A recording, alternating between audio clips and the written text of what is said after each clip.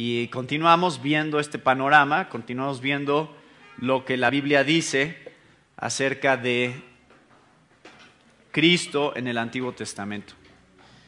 El domingo pasado fue Cristo en el Edén. Hoy vamos a ver Cristo en la promesa. ¿A qué se refiere la promesa? Bueno, justo después de lo que leemos en el huerto del Edén con Adán y Eva, llegamos a el capítulo 6 de Génesis y nos damos cuenta que ya la tierra se ha poblado, ya hay mucha gente y hay mucha maldad. Dios ve la maldad de los hombres y en el versículo 5 dice: vio Jehová que la maldad de los hombres era mucha en la tierra y que todo designio de los pensamientos del corazón de ellos era de continuo solamente el mal. Entonces, ya Dios aclara y confirma la condición del hombre, que es una condición de mal. ¿Y qué es lo que hace como consecuencia de este mal? Dice: voy a destruir a toda la humanidad, porque el mal merece juicio de parte de Dios. El pecado merece juicio de parte de Dios. Y en la historia de Noé vemos ese tema principalmente. El tema del juicio de Dios sobre el pecado y la manera en que, a pesar de que Dios está enjuiciando el pecado, Dios también está buscando y proveyendo un medio de salvación. En este caso, a través de Noé. Entonces le dice a Noé: a ver, construye un arca y va a tardar un periodo de tiempo en la construcción de esta arca. Yo no te la voy a hacer que se aparezca de repente y ya caiga el juicio de Dios, la lluvia se inunde la tierra y todos perezcan, sino que voy a dejar un periodo de tiempo para que tú vayas construyendo el arca. Ese periodo de tiempo te vas a tardar en hacerla y durante ese tiempo habrá oportunidad que la gente se arrepienta y también pueda salvarse del juicio venidero. Entonces, vemos en Noé un ejemplo muy claro de cómo Dios retarda su juicio para que la gente pueda conocerle a Él. Y a través de Noé, Dios predica salvación a la civilización que está ahí. Y podemos ver en algunos pasajes de la Biblia, como 1 Pedro 3, 18 al 20, que dice: porque también Cristo murió por los pecados una sola vez, el justo por los injustos, para llevarnos a Dios, muerto en la carne, pero vivificado en el Espíritu, en el cual también fue y predicó a los espíritus encarcelados, quienes en otro tiempo fueron desobedientes, cuando la paciencia de Dios esperaba en los días de Noé, durante la construcción del arca, en la cual unos pocos, es decir, 8 personas, fueron salvadas por medio del agua. Y correspondiente a esto, el bautismo ahora os salva, no quitando la suciedad de la carne, sino como una petición a Dios de una buena conciencia mediante la resurrección de Jesucristo, quien está a la diestra de Dios, habiendo subido al cielo después de que le habían sido sometidos ángeles, autoridades y potestades. Entonces, el primer punto que vemos acerca de Noé es que él predicó el medio de salvación provisto por Dios para escapar juicio por el pecado. Y lo que nos explica 1 Pedro 3, 18 al 20 es que de hecho Cristo predicó a los espíritus encarcelados a través de Noé, en el tiempo de Noé. Desde ese tiempo Cristo ya estaba predicando la salvación que vendría a través de él. Pero bueno, no vamos a quedarnos demasiado tiempo en ningún pasaje porque tenemos mucho que cubrir hoy. y solo quiero irles dando el panorama general. También tenemos Hebreos 11, versículo 7, que dice: por la fe Noé, siendo advertido por Dios acerca de cosas que aún no se veían, con temor preparó un arca para la salvación de su casa, por la cual condenó al mundo y llegó a ser heredero de la justicia que es según la fe. Entonces, Noé nos muestra lo que significa creerle a Dios y decir: sí, Dios, yo creo que tú estás enojado con el pecado, yo creo que tú vas a de veras destruir el pecado con un juicio venidero, y yo creo también que estás proveyendo un medio de salvación y voy a actuar en base a esa fe. Por eso Noé construye el arca, porque le cree a Dios, porque cree que lo que está diciendo es verdad. Así como nosotros hoy en día le creemos a Dios y decimos: sí, tú sí estás enojado con el pecado, sí es un problema, sí es algo serio para ti, pero también has provisto un medio de salvación a través de la muerte de tu Hijo Jesucristo. Y actuamos en base a esa fe. Entonces, en Hebreos 11:7 vemos que es el heredero de la justicia que es por fe. Y también en Mateo 24:37 y en 2 de Pedro 2:5 también leemos que este juicio es paralelo al juicio venidero que todavía no hemos experimentado. Es decir, que va a venir un día en el cual Dios volverá a juzgar todas las naciones y todo el mundo, y será destruido, pero ahora no por agua, sino por fuego, y solo aquellos que han puesto su fe en Jesucristo, simbolizado en esa arca y en lo que Noé hizo, solo aquellos que están dentro de esa arca serán salvados. Y eso es lo que dice la Biblia, no solamente acerca de lo que Jesús ya hizo, sino de lo que va a hacer en un futuro cuando haya cielos nuevos y tierra nueva. Entonces, también el arca de Noé es ejemplo de juicio final. Entonces ya empezamos a ver que Dios está mostrando nuevamente cosas que vendrían después. Este juicio del arca de Noé era muestra del juicio que vendría más adelante, pero que absorbería a su propio hijo en la cruz como provisión para no tener que sufrir el juicio. Y cuando Noé y su familia bajan del arca, ¿recuerdan cuál es la señal que Dios pone en el cielo? De que ya no destruiré la tierra a través de un diluvio. ¿Cuál es la señal? El arco iris. Y es interesante, pero nuevamente cuando vamos ya hacia el final de la Biblia, vuelve a aparecer el arco iris, pero ahora en la persona de Dios. Apocalipsis 4:3, en donde tiene los colores del arco iris.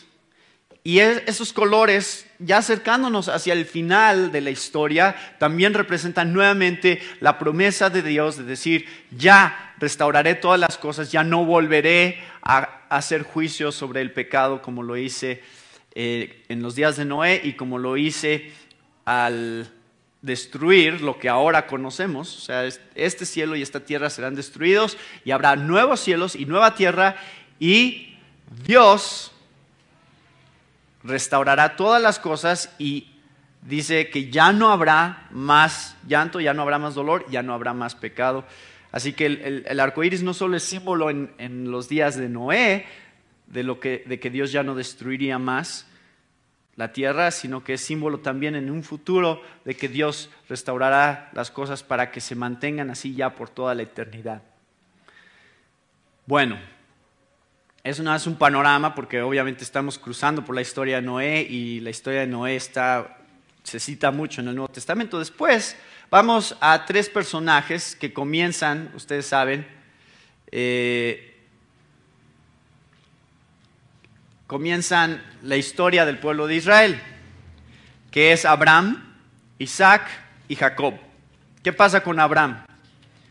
Dios llama a Abraham de Ur de los Caldeos a una tierra que él le mostrará, la tierra de Canaán, y deja su tierra, deja la comodidad, deja lo que él conoce como familiar para seguir y hacer la voluntad de Dios, hacer una nueva descendencia que Dios le va a dar en una nueva tierra. Y en Abraham vemos muchos lugares en donde Dios está manifestando y está apuntándonos hacia Cristo. Jesús se manifestó en la vida de Abraham, primeramente en el pacto que hizo con él. Vean en el capítulo 15. En el capítulo 15, Dios le dice, el versículo 1, Abraham, yo soy tu escudo y tu galardón será sobremanera grande.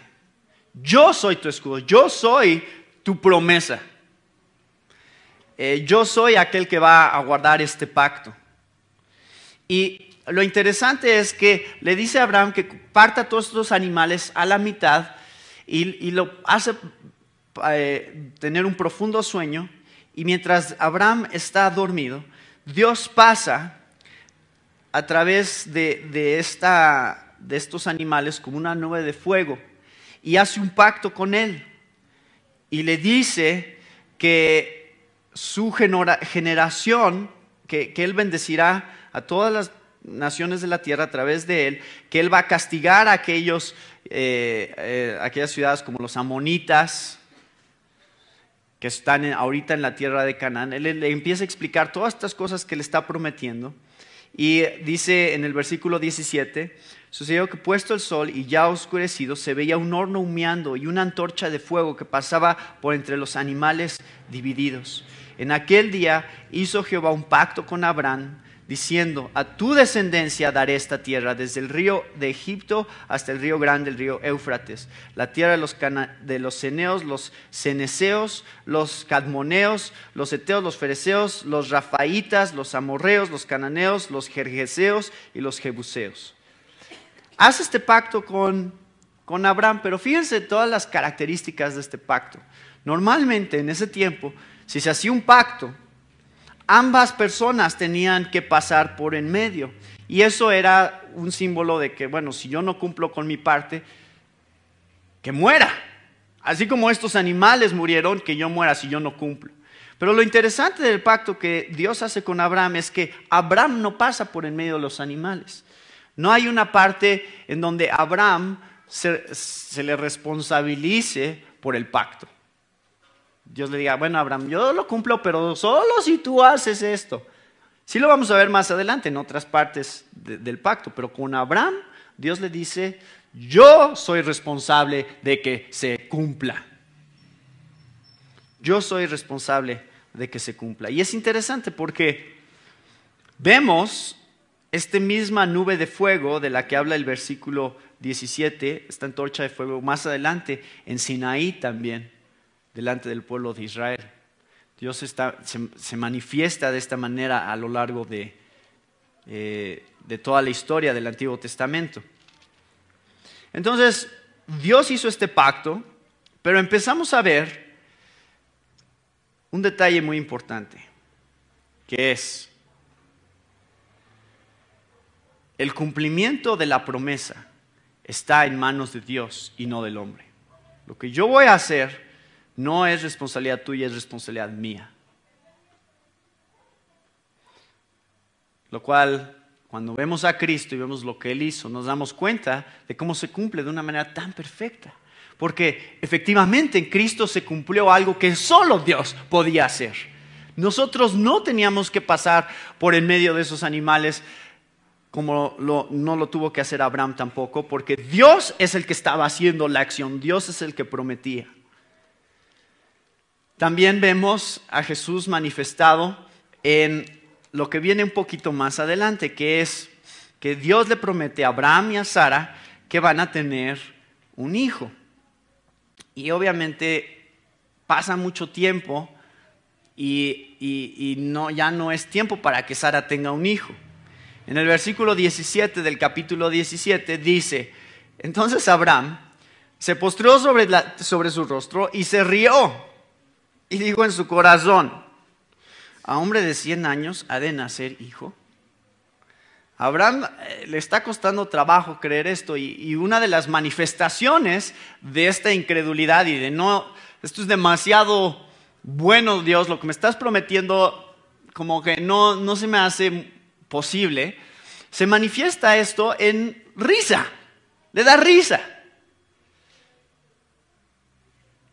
Más adelante, 3 hombres visitan a Abraham en el capítulo 18 y nuevamente vuelven a confirmar esto y le dicen, el próximo año tu mujer Sara va a tener un hijo. ¿Y qué hace Sara? También se ríe. También se ríe. Y vean lo que dice el versículo 11. Porque piensen esto. ¿Pudo haber Dios hecho que Sara se hubiera embarazado pues, dentro de la edad normal para embarazarse? Sí, eso no era un problema para Dios. Entonces, ¿por qué se esperó Dios a que Sara ya fuera obvio que no podía tener hijos para decir, ahora sí vas a tener un hijo? ¿Por qué creen? Bueno, vamos a ver. Abraham y Sara eran viejos de edad avanzada y Sara le había cesado ya la costumbre de las mujeres. Se rió pues Sara entre sí diciendo, después que he envejecido tendré deleite siendo también mi señor ya viejo. Entonces Jehová dijo a Abraham, ¿por qué se ha reído Sara diciendo, será cierto que he de dar a luz siendo ya vieja? ¿Hay para Dios alguna cosa difícil? Al tiempo señalado volveré a ti, y según el tiempo de la vida, Sara tendrá un hijo.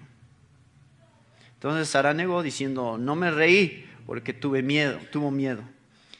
Y él dijo, no es así, sino que te has reído. Fíjense, es interesante, ¿por qué está haciendo Dios este énfasis en, no, sí te reíste, no lo niegues? Y en asegurarse de que quede eso registrado en la Biblia. ¿Qué tan importante podría ser este punto de que se rieron o no se rieron? Bueno, creo que la Biblia nos va apuntando hacia otra situación muy parecida a esta. La situación se dio en el libro de Lucas, capítulo 1, versículo 37. El ángel se le aparece a María y le dice a María, tú vas a tener un hijo. ¿Y qué dice María? No se rió, pero sí cuestionó la promesa. Porque dijo, ¿cómo voy a tener un hijo si soy virgen? Si no tengo esposo. ¿De dónde va a surgir un hijo? Y hay un paralelo muy importante, creo yo, que existe entre el nacimiento virginal de María y el nacimiento de Isaac para Sara. Porque la respuesta del ángel de Jehová en ambos es la misma. ¿Se dan cuenta? En Lucas 1:37, ¿qué le dice el ángel a María? Porque ninguna cosa será imposible para Dios. ¿Qué le dijo el ángel a Sara? Capítulo 14, el versículo 14 del capítulo 18. ¿Hay para Dios alguna cosa difícil? ¿Se dan cuenta cómo se desarrolla de la misma manera? Una situación imposible. Sara ya era vieja, ya no podía tener hijos. Pero Dios, para hacer claro que Él era el que estaba haciendo la obra, se espera a que ella ya no pueda tener hijos para decirle vas a tener un hijo.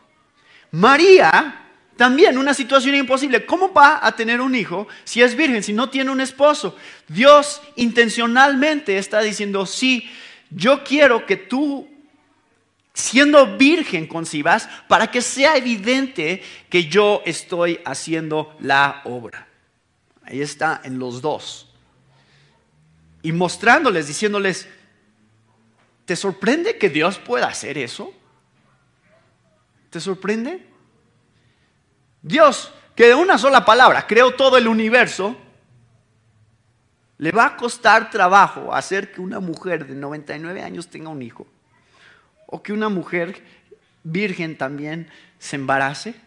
No. Y entonces empezamos a ver que no solamente es la confirmación de la promesa del ángel similar, sino que también hay un sentido de ironía en todo esto, de de incredulidad, pero que manifiesta la gracia de Dios al final. Esa risa que Abraham tuvo y esa risa que Sara tuvo, no estuvo mal realmente. Era una risa de, no puedo creerlo, ¿no? O sea, vean, lo que Dios reprende de Sara es que mintió, no que se rió. Y por eso llamaron su nombre Isaac, porque Isaac significa risa. Y más adelante, cuando ya nace Isaac,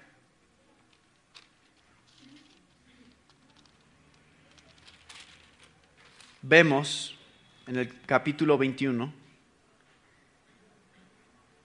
que Sara se vuelve a reír. Abraham se vuelve a reír. A los dos les vuelve a dar risa porque ahora ya están viendo al bebé ahí, el cumplimiento de la promesa, y dicen, esto es increíble. Nunca nos imaginamos que esto sería posible. Dios, dice el versículo 6, dijo Sara, Dios me ha hecho reír y cualquiera que lo oyere se reirá conmigo. Y añadió, ¿quién dijera a Abraham que Sara habría de dar de mamar a hijos? Pues le he dado un hijo en su vejez. La risa en la historia de Abraham y Sara representa gracia más allá de todas las expectativas humanas. Eso es lo que representa. Y en la vida de Jesús leemos en Juan 8:56. No lo puse aquí. Juan 8:56. Leemos que Jesús habla sobre sí mismo en relación al gozo que había en Abraham. Esto es increíble, yo nunca lo había visto. Estas son algunas cosas que he ido descubriendo a lo largo de este estudio. Juan 8:56, dijo Jesús, Abraham, vuestro padre, se gozó de que había de ver mi día, y lo vio y se gozó. ¿Cómo que Abraham vio el día de Jesús? ¿De qué está hablando? Pues de que el cumplimiento de la promesa en Isaac era una antesala al cumplimiento de la promesa en Jesús. Y el gozo que tanto Abraham como Sara manifestaron en ver a Isaac nacido era un símbolo del gozo y de la esperanza que representaría ver a Jesús nacido. Abraham representa muchas cosas. Híjole, este hubiera sido el tema nada más. Hoy voy porque hay suficiente aquí para todo un mensaje, pero voy a ir un poquito más rápido porque ya programamos todo, cómo se va a dar hasta el fin del año, entonces no quiero tardarme más. Pero fíjense cómo es que no solamente sucede eso, sino que en el intermedio aquí entre la promesa del nacimiento y el nacimiento, también sucede lo de Sodoma y Gomorra. Y si ven, cuando Dios va a juzgar a Sodoma y Gomorra y dice, voy a destruir esa nación por el pecado que hay ahí, ¿qué es lo que hace Abraham? Intercede, dice, Señor, el juez de toda la tierra no ha de hacer lo que es justo. Le pone a Dios esta responsabilidad de decir, haz justicia, Dios, pero déjame abogar por ellos, déjame interceder por ellos, déjame ver si yo puedo detener tu justo juicio sobre el pecado, ¿no? Y Abraham tiene este diálogo con Abraham, Dios tiene este diálogo con Abraham en el que Abraham le dice, bueno, aunque sea si hay tantos, y como no hay esa cantidad, entonces aunque sea que haya 50, o aunque sea que haya 20, o aunque sea que haya 10, se va bajando de número, y Dios al final dice, no, ni siquiera hay esa cantidad, todos son culpables, todos merecen mi juicio. Y al final, ¿qué pasa? Abraham no pudo detener el juicio de Dios sobre del pecado. Y nosotros vemos en el Nuevo Testamento un mejor y verdadero Abraham que intercede para detener el juicio de Dios, pero que en realidad y de una manera efectiva sí lo puede hacer. Señor, detén tu juicio. Espérate tantito. Antes de traer tu condenación sobre el pecado y destruirlos, déjame interceder por ellos. Déjame buscar qué puedo hacer para que tú no los destruyas en tu ira. Y 1 Juan 2:1 nos dice que Él es nuestro abogado. Si pecamos, abogado tenemos para con Dios. ¿Qué quiere decir eso? Que está ahí intercediendo, diciendo, Señor, detén tu juicio porque yo pagué el justo juicio de tu ira en su lugar. Entonces empezamos a ver estos tipos de Jesucristo, por ejemplo, en Abraham, en Isaac. Tenemos más adelante, esta historia obviamente les tiene que venir a la mente pensando en Jesús, porque ¿qué hace Dios? Le dice a Abraham, a ver, yo te prometí que en ti serían benditas todas las naciones de la tierra, que de ti vendría una descendencia enorme, y este es el cumplimiento de la promesa, es tu hijo Isaac.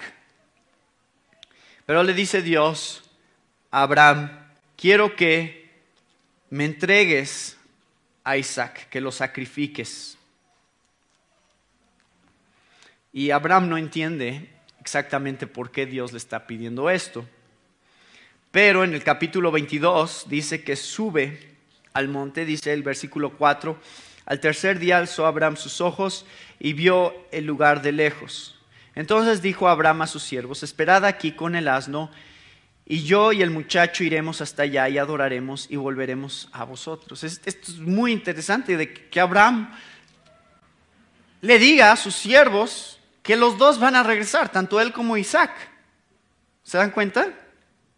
Volveremos, los dos vamos a regresar. Y va y sube al monte. Y Isaac le dice a Abraham, Isaac es listo, ya es un chavo un poquito más grande, ya no está tan niño.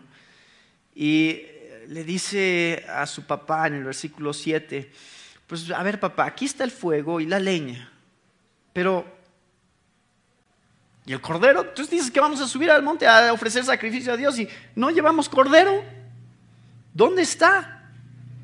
Y esto es increíble, o sea, estas son las cosas que hacen que la Biblia se vuelva evidentemente un libro sobrenatural en su mensaje, porque dice Abraham, respondió, Dios se proveerá de cordero para el holocausto, hijo mío. Dios va a proveer. Yo no sé cómo le va a hacer, pero sé que va a proveer algo para el sacrificio que está pidiendo que se haga. Y ya sabemos la historia. Abraham está a punto de matar a Isaac. Tiene ya el cuchillo listo para matarlo. Y el ángel de Jehová le dio voces desde el cielo y dijo, Abraham, Abraham. Y él respondió, heme aquí. Dijo, no extiendas tu mano sobre el muchacho, ni le hagas nada, porque ya conozco que temes a Dios, por cuanto no me rehusaste tu hijo, tu único. Entonces alzó Abraham sus ojos y miró, y he aquí a sus espaldas un carnero trabado en un zarzal por sus cuernos. Y fue Abraham y tomó el carnero y lo ofreció en holocausto, en lugar de su hijo. Y en ese lugar, Abraham dice, ese es el nombre del lugar. Jehová proveerá. Jehová Jireh. Por tanto se dice hoy, en el monte de Jehová será provisto. Todo esto es una figura de lo que vendría. Por eso Dios le pidió a Abraham que sacrificara a su hijo. Porque quería mostrar algo muy claro. Uno, Dios proveerá el cordero. No tú, Abraham, y no Isaac. Porque Isaac no puede pagar por pecados. Yo proveeré, porque Isaac es el hijo de la promesa. Pero quiero que veas lo que representa el sustituir una cosa por otra. Este cordero, este carnero que va a estar ahí atorado de sus cuernos, para que no tenga defecto, para que no esté lastimado, ese cordero va a morir en lugar de tu hijo. Lo cual significa que Dios provee lo necesario para que nosotros no tengamos que morir.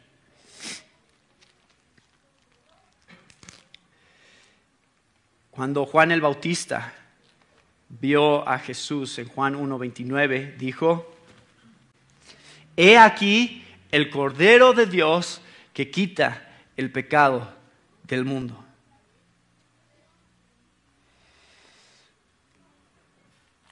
Pero hay una cosa más, esto no lo había pensado yo realmente mucho en relación a esta historia, y es el hecho de que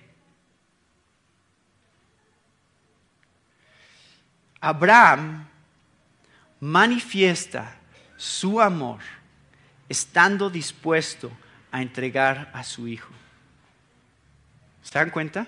Esa es la manifestación que Dios quería que se viera. Eso decía, a ver, yo quiero que se vea cómo se ve cuando un papá está dispuesto a entregar a su propio hijo, al único que tiene, como sacrificio. Quiero que se vea. ¿Qué significa eso? Significa que Abraham realmente me ama. Y entonces, cuando Dios entregara a su hijo, se vería que realmente Él nos ama. Por eso dice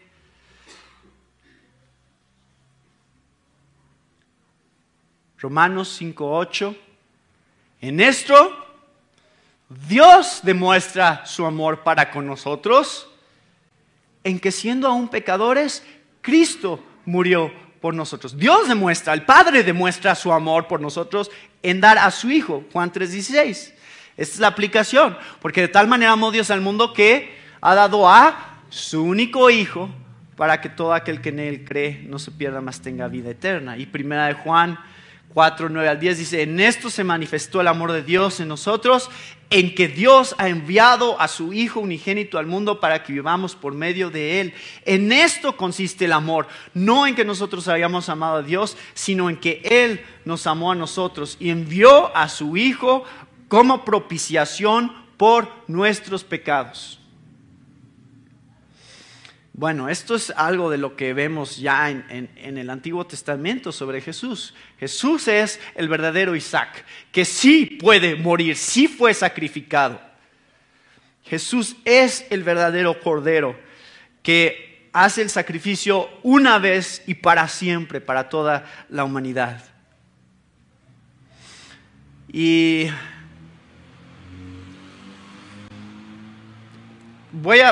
quiero señalar esto nada más, no voy a ahondar en esto todavía, porque lo vamos a ver más adelante el próximo domingo con Josué. Tengo que dejar unas cosas para después, porque si no es demasiado. El ángel de Jehová, el tema del ángel de Jehová en el Antiguo Testamento, lo tenemos en los tres personajes que visitan a Abraham. Dos de ellos se van a Sodoma y Gomorra y uno se queda con Abraham.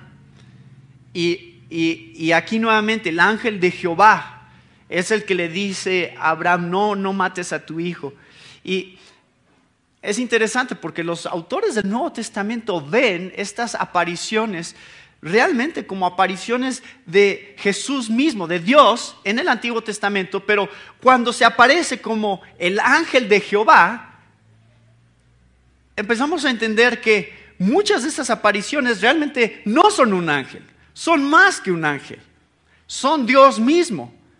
Su nombre está en el nombre del ángel. Eso lo vamos a ver en la parte del Éxodo. Pero nada más ténganlo aquí en mente, como quién es el ángel de Jehová. Porque eso creo que es lo que llamamos teofanías. Teofanías son apariciones de Dios en el Antiguo Testamento, como alguien físico, que es como una persona. Y creo yo son manifestaciones de la segunda persona de la Trinidad, Jesús, que son antesala de su encarnación en el Nuevo Testamento. Entonces, vemos a Jesús en el pacto, en la risa, en el sacrificio, y también lo vemos en la provisión, que es el cordero, el carnero que encontraron atorado por sus cuernos. También vamos a la siguiente historia, vamos rápido. La siguiente historia se trata del hijo de Isaac. ¿Quién fue el hijo de Isaac? O los hijos de Isaac. Jacob y Esaú, ¿no? ¿Qué pasó con Jacob? Bueno, nacen Jacob y Esaú. Y Jacob son gemelos, pero Jacob está sujetado del pie de Esaú cuando nace. Y toda su vida se desarrolla con un conflicto entre los dos. Siempre Jacob está sacando ventaja de Esaú y hasta engañándolo para tener las cosas buenas que eran de Esaú, como la bendición de su padre. Y Jacob siempre está luchando por la herencia de la promesa de Dios. Entonces, empezamos a ver en la historia de Jacob también cosas muy significativas. Primeramente, cuando la primera vez que tiene que escaparse Jacob, porque Esaú está tan enojado de que engañó a su papá para que le diera la primogenitura, la bendición de la promesa a Jacob. Esaú está tan enojado que lo quiere matar. Y Jacob tiene que huir. Y en esta primera huida de Jacob tiene un sueño. Y ¿dónde está el sueño? Es el capítulo 28. Y llega a este lugar, Betel, salió de Beerseba y fue a Harán. En cierto lugar durmió allí porque ya el sol se había puesto, es el versículo 11 del capítulo 28. Y tomó las piedras de aquel paraje y puso en su cabecera y se acostó en aquel lugar. Y tuvo este sueño, y aquí una escalera que estaba apoyada en tierra y su extremo tocaba el cielo, y he aquí ángeles de Dios que subían y descendían por ella. Y he aquí Jehová estaba en lo alto de ella, el cual dijo: yo soy Jehová, el Dios de Abraham tu padre y el Dios de Isaac. La tierra en que estás acostado te la daré a ti y a tu descendencia. Será tu descendencia como el polvo de la tierra, y te extenderás al occidente, al oriente, al norte y al sur. Y todas las familias de la tierra serán benditas en ti y en tu simiente. Nuevamente, Dios está confirmando que algo especial quiere hacer en Jacob. Ahora acuérdense, esto se está volviendo un poquito frustrante porque se lo promete a Abraham y no se lo da a Abraham. O sea, Abraham se la pasa toda la vida nada más ahí rondando y, realmente no posee la tierra. Isaac también, Jacob también. Entonces Dios les está prometiendo algo que ellos hasta ni llegan a ver. Pero creen que Dios sí se los va a dar. O sea, Dios se los está prometiendo y dicen: bueno, Señor, yo creo que sí hay una promesa aquí especial. Y dense cuenta que una de las cosas que Dios está enfatizando siempre es su simiente, su descendencia. Entonces, a través de este sueño, Dios le revela algo especial a Jacob. Estaba leyendo que este sueño se puede ver en contraste con la Torre de Babel. ¿Por qué? Porque en la Torre de Babel el hombre estaba tratando de llegar a Dios. Entonces construyen una torre y dicen: a ver, vamos a tratar de llegar hasta los cielos para demostrar la capacidad del ser humano, lo que es capaz de hacer. Y Dios dice: no, voy a confundir su idioma para que no puedan seguir, porque no se trata de lo que el hombre puede hacer y de cómo el hombre puede llegar hasta mí. Pero aquí en el sueño de Jacob tenemos el contraste de la Torre de Babel, donde Dios se revela a través de un sueño, donde ahí sí hay una escalera que va desde la tierra hasta el cielo. Y sí puedes llegar hasta Dios, pero es a través de lo que Dios está haciendo.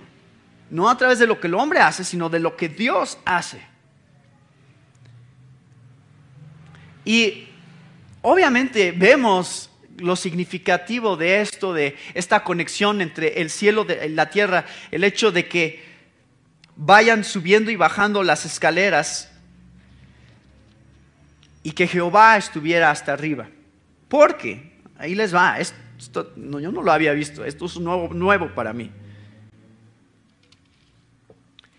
En Juan, capítulo 1, versículo 51, está comenzando su ministerio y viene a él Natanael. Y Natanael, Jesús le dice algo muy interesante, pero es una referencia a Jacob.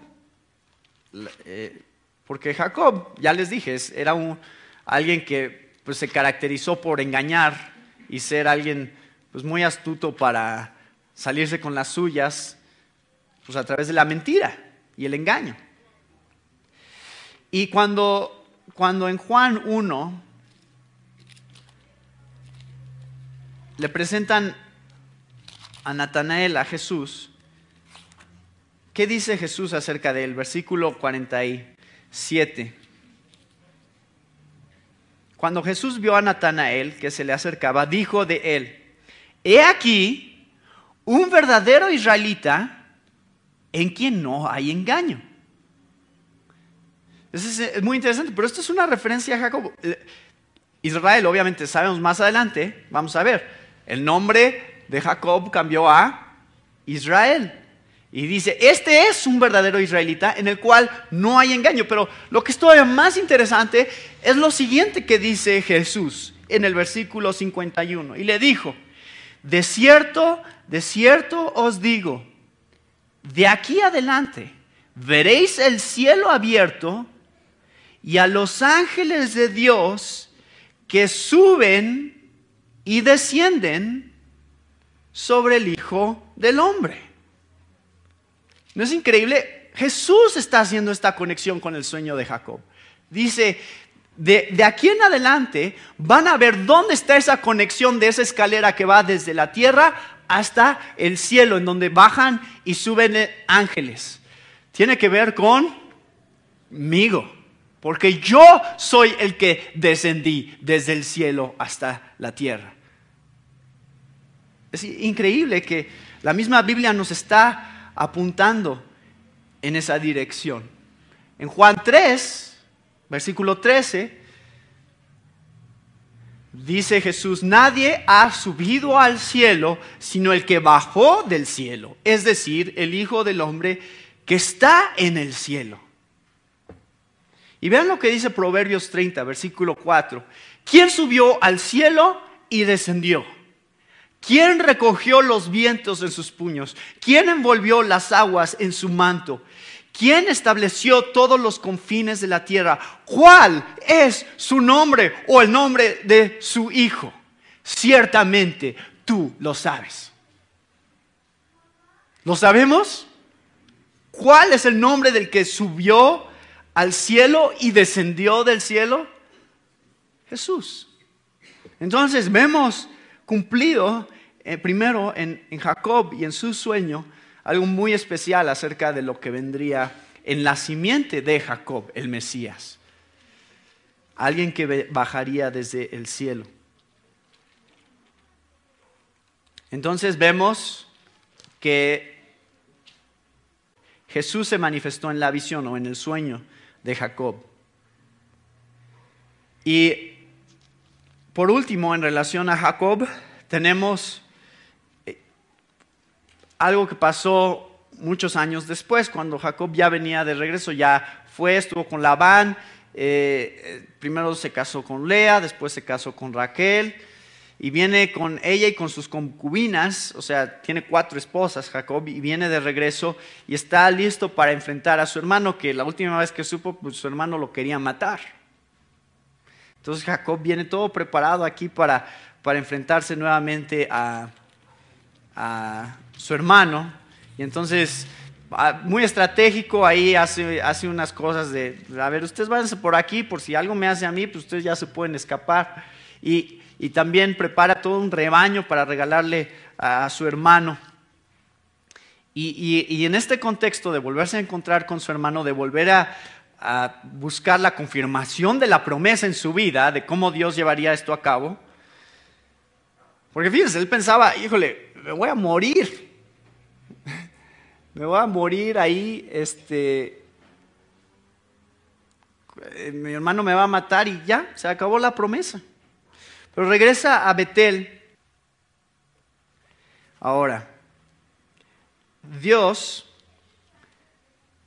tuvo un encuentro con Jacob en el que pelea con él.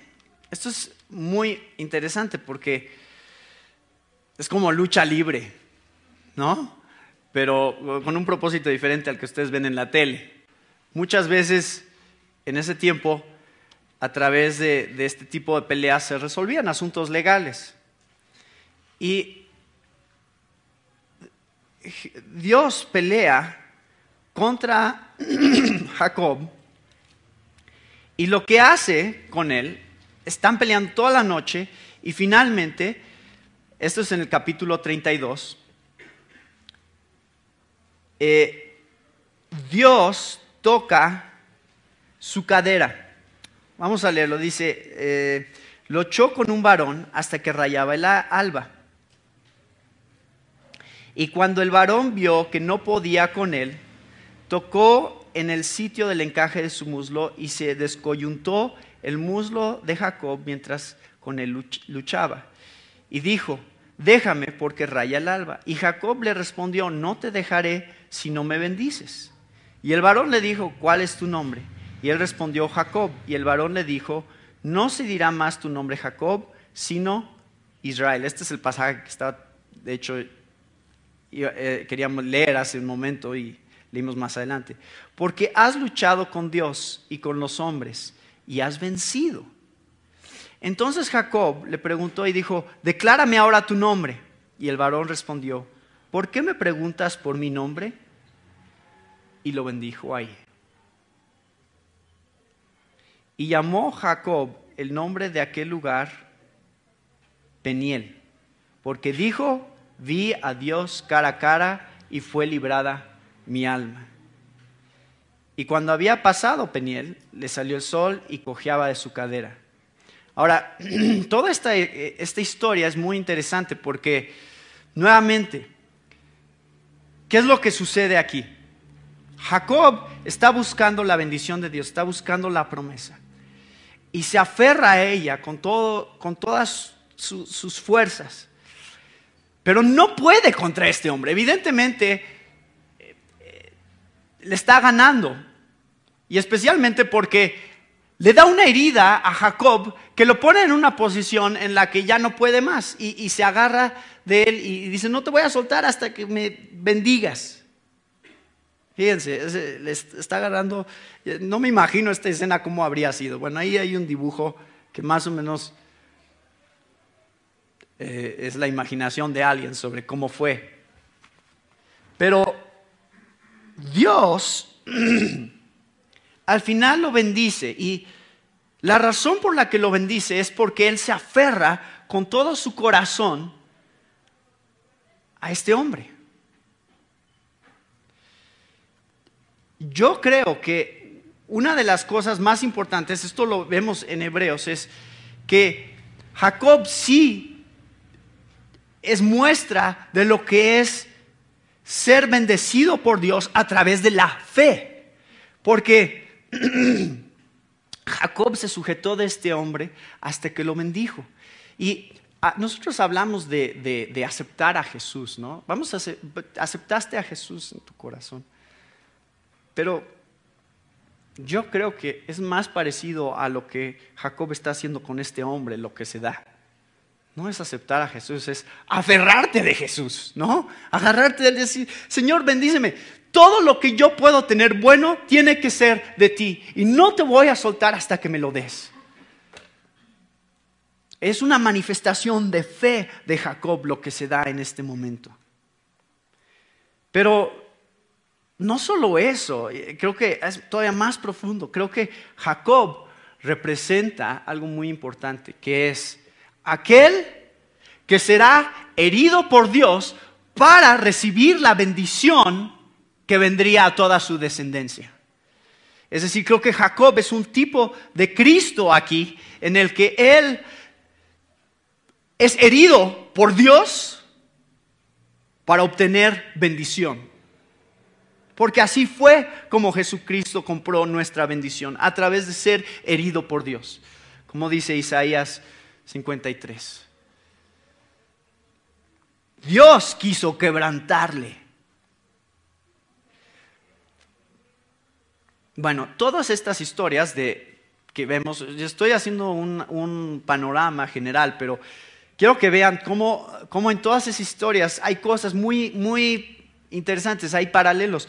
Uno de los cuales nuevamente es el preguntarle su nombre y que el nombre se quede como un misterio. No te voy a decir. Eso es muy interesante, eso se da a lo largo de todo el Antiguo Testamento. ¿Por qué? Porque Dios escogería cómo quería revelarse y con qué nombre quería revelarse al final al ser humano. Y hay otras analogías, una que no tengo aquí en este punto, pero que es muy importante, es el paralelo que existe entre Ismael e Isaac, porque dice en Gálatas que Ismael representa el esfuerzo del ser humano para llegar a Dios. O sea, porque nos preguntamos, a ver, ¿por qué permitiste que Agar se embarazara si ella no era la de la promesa? ¿No pudiste haber hecho lo mismo que hiciste con Sara, de decir, pues nada más no se va a embarazar y ya? Voy a evitar tanto conflicto y problema. Pero Dios tenía algo más profundo en mente, que era Ismael. Es importante porque Ismael representa algo. Ismael representa el esfuerzo del ser humano para cumplir la promesa. Porque como Sara no se embarazaba, entonces Sara le dice, pues, entonces, ¿por qué no embarazas a Agar? Y pues de ahí que Dios saque la descendencia que te está prometiendo. Y en Gálatas Pablo habla de eso y dice, Isaac representa la obra de Dios, la manera de Dios de cumplir la promesa, e Ismael representa la manera del hombre de tratar de cumplir la promesa, que es a través del esfuerzo humano. Y bueno, ¿quiénes son los hijos de Jacob? Ahora sí, los hijos de Israel son 12, ¿verdad? Y son las 12 tribus de Israel. Y ya conocen la historia de José, en la que José, los hermanos tienen envidia y celos de él, porque pues el papá obviamente lo tiene como favorito, le da una túnica de colores. Bueno, él era el hijo de Raquel, que era la favorita.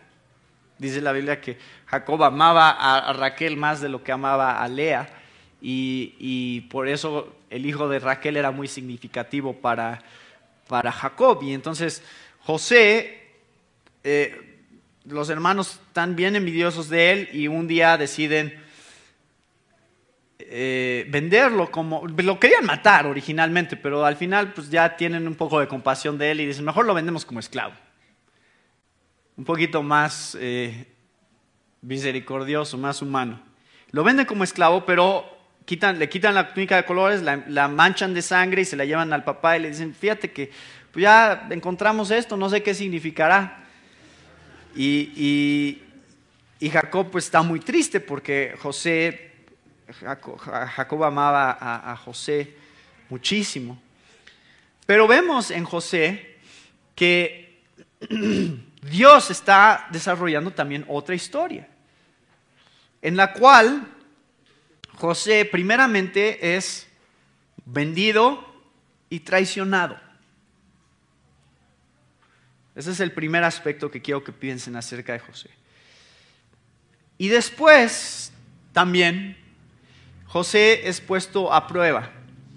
Y esto lo vemos con la esposa de Potifar más claramente, porque a pesar de que está ganando popularidad, la esposa de Potifar quiere seducirlo y él se rehúsa. Pero viene este momento de prueba, de tentación, en la cual tiene que comprobar que su prioridad es hacer la voluntad de Dios.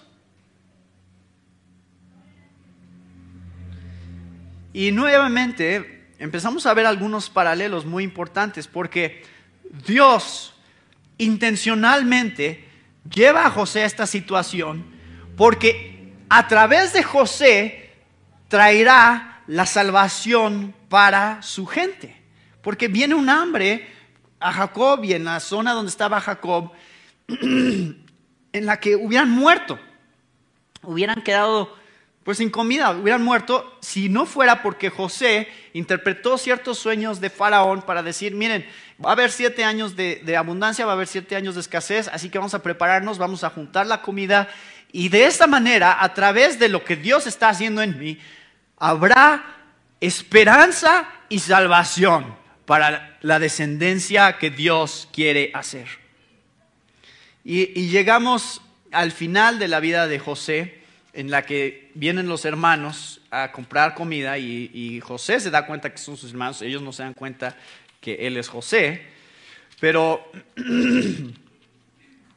José los pone a prueba, dice, investiga en relación a Benjamín cuál es la situación, por qué no vino con ellos, y quiere ver si realmente todavía tienen el mismo rencor y amargura, o si realmente están arrepentidos por lo que les hizo a ellos, le hicieron a él. Y entonces bueno, les juega ahí unos engaños para ver si de veras están dispuestos a proteger a Benjamín. ¿Y quién es de los hermanos? Este es un examen. ¿Quién es el de los hermanos? El que está dispuesto a quedarse en lugar de Benjamín. Cuando José pone su copa de plata en el saco del costal de Benjamín y lo acusa de habérselo robado, ¿quién es el que dice, yo me pongo en el lugar de mi hermano? Judá. Judá es el que hace eso. Él es el que está dispuesto a ponerse en el lugar de su hermano.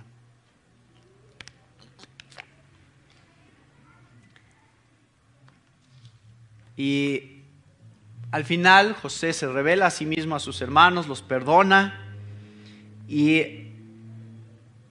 en el capítulo 49 encontramos algo muy interesante, que es cómo en Judá se mantendría la descendencia que Dios había prometido tanto a Abraham como a Isaac como a Jacob. Dice el versículo 10, no será quitado el cetro de Judá ni el legislador de entre sus pies hasta que venga Silo, y a él se congregarán los pueblos. El reinado permanente, el verdadero reinado, vendrá de Judá.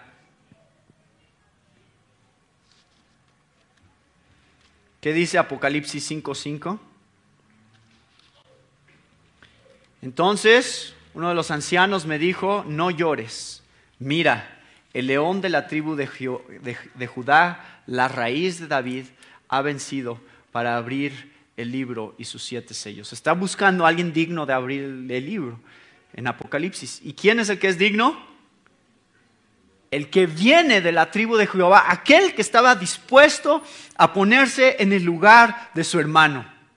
Es muy significativa este paralelo que hay entre Judá y la descendencia de Judá. Pero también hay un paralelo en la vida de José, porque al final, cuando José habla con sus hermanos, en el capítulo 50, dice que no teman, Dice, ¿acaso estoy yo en lugar de Dios? Dice el versículo 20, vosotros pensasteis mal contra mí, mas Dios lo encaminó a bien para hacer lo que vemos hoy, para mantener en vida a mucho pueblo. Ahora pues, no tengáis miedo, yo sustentaré a vosotros y a vuestros hijos. Así los consoló y les habló al corazón. Jesús es el mejor y verdadero José, que no solamente fue traicionado y vendido, sino que también fue tentado y venció la tentación y comprobó que podía hacer la voluntad de Dios por encima de todas las demás cosas, y que pasó por muy grande tribulación, tuvo que ser crucificado y muerto, pero al final fue vindicado y puesto en autoridad, buscando la reconciliación y la redención de muchos, para mantener en vida a mucho pueblo. Y ahora, por eso, Dios nos puede decir a través de Jesucristo, no tengan miedo, yo sustentaré a vosotros y a vuestros hijos, a la descendencia que es en Cristo Jesús. Así nos consuela, así nos habla al corazón. Y esto es un panorama muy breve, muy rápido, de cómo es que vemos a Cristo en la promesa, cómo vemos que Dios cumple lo que promete. Todavía no ven la tierra que Dios les ha estado prometiendo, pero eso es lo que viene a continuación.